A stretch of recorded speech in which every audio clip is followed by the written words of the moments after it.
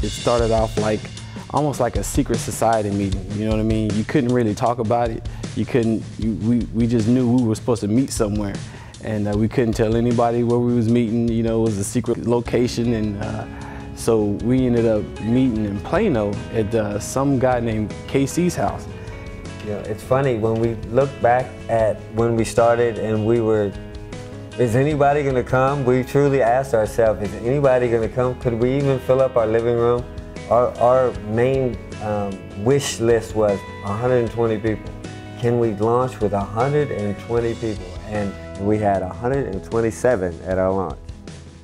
Started doing more and more outreach, and we got from Pastor Casey's house to the hotel. We went to the smallest room of the hotel, and went to the second smallest room, went to the medium-sized room. We expanded the medium-sized room. We went to 1 service, went to 2 services, and now we went to 3 services, and it just kept growing.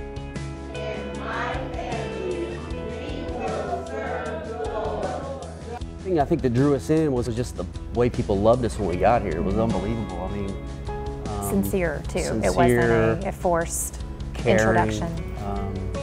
You know, they would ask you how you are, and then they would actually listen to the answer and have a discussion with you about how you were, which was unique and wonderful. So this church has both humbled me as well as given me great excitement. It's been amazing to see what God has been doing over the last 3 years of our church.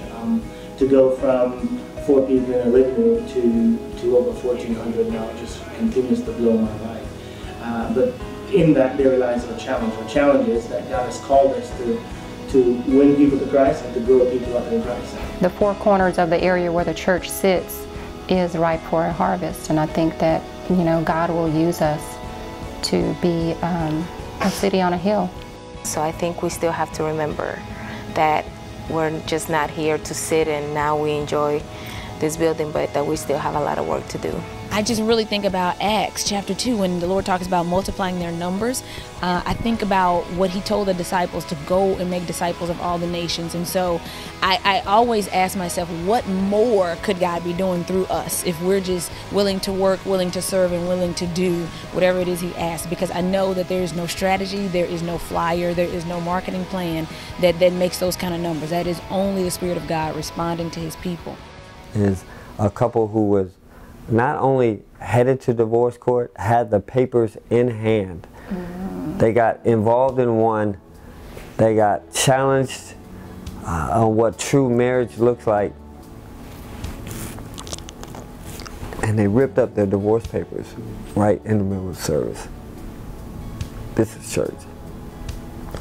Where every Sunday at most churches you pass a plate, but 3 or 4 Sundays a year,